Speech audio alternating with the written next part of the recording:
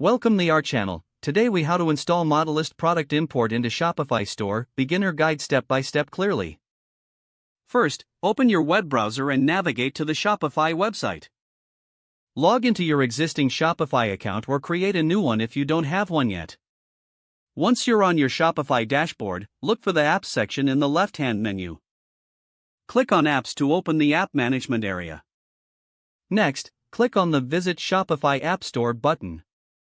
In the search bar at the top of the App Store, type Modalyst.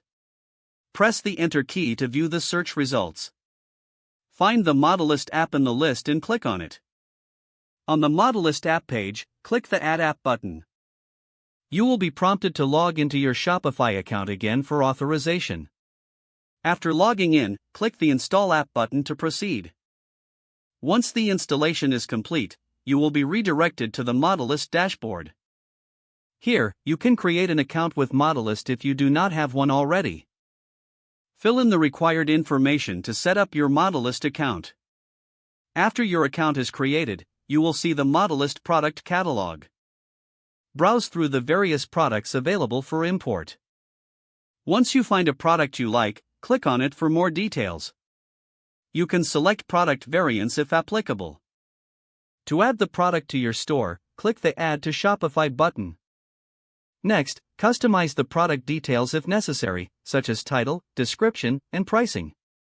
After customizing, confirm the import by clicking the Push to Store button.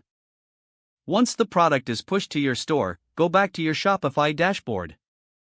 Click on Products in the left-hand menu to see the imported items. Verify that the product appears in your product list. If everything looks good, you can now customize your online store further. Make any additional adjustments to your store settings as needed. Finally, preview your store to ensure the products display correctly. You are now ready to start selling Modalyst products on your Shopify store. If the page does not load, refresh the browser or try again in a private or incognito window.